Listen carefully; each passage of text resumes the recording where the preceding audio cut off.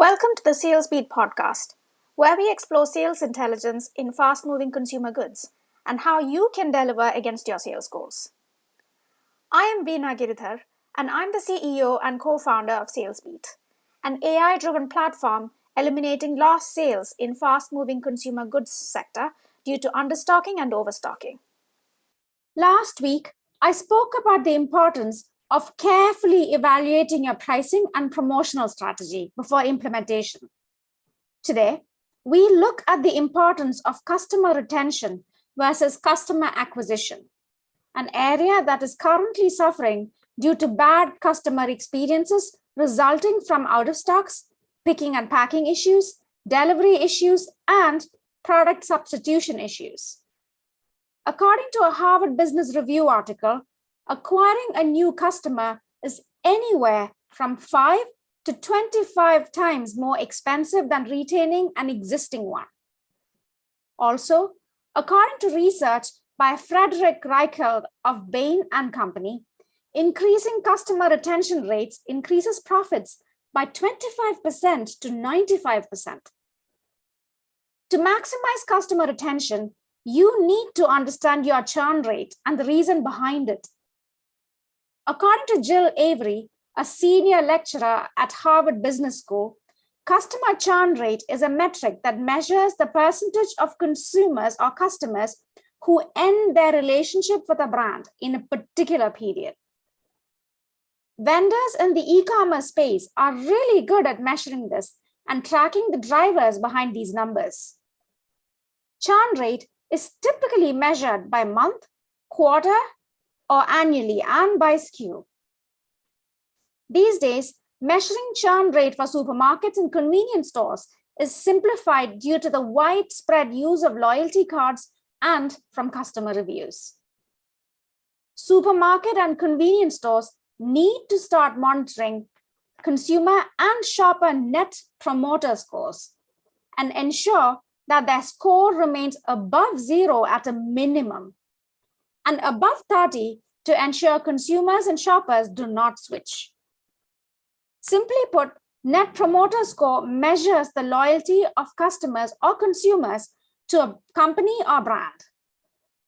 This is a number that may range between -100 and 100. According to Customer Guru, the industry average for grocery stores and FMCG brands is 24. According to them, a score above 40 is excellent. Brands and retailers in the grocery space need to take this more seriously. Consumers need to know that they are listened to and their feedback is addressed. While supermarkets and FMCG companies collect and act on reviews on their websites and on social media, it is critical that they gather reviews and customer satisfaction data at the point of purchase and also a few weeks after the shopping occasion. This way, they can gather data on how easily consumers found the brands and SKUs they wanted in store and also what their consumption experience was like. Any feedback can be acted on and communicated to consumers. According to a survey done in 2019, 51% of consumers expect companies to ask them for feedback directly. Not only do consumers expect it, but prioritizing their feedback helps retain those consumers too. Unprompted, companies typically only hear from less than 1% of their consumers. Not feeling listened to after leaving negative feedback is not just a driver for the consumer switching to a different brand or retailer, but 72% of consumers who feel listened to are likely to recommend your brand or store to 6 or more people, according to a study by Zippia. As a result, you not only benefit from increased customer retention, but also from new customer acquisition from referrals as a result. New customer acquisition from referrals is usually more cost-effective than otherwise. Also, customers from referrals are more profitable and loyal as well, according to research by Wharton Business School.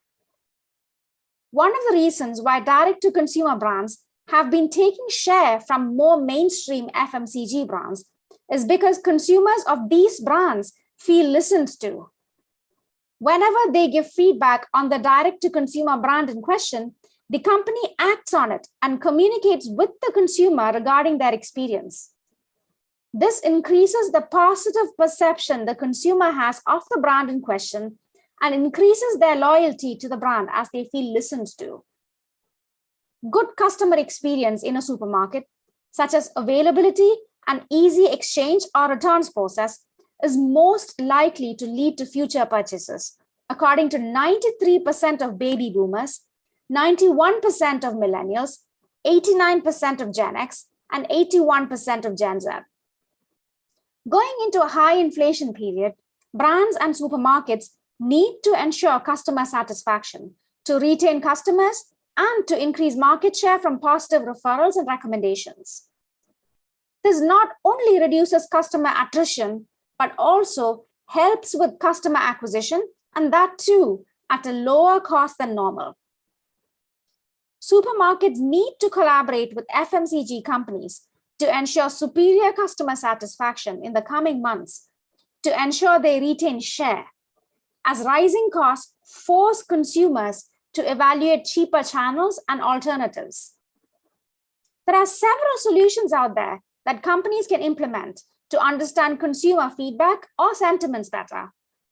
If you have any thoughts on customer experience and its importance for FMCG companies and supermarkets, leave a comment here if you're watching on YouTube, and we'll address them in a future episode.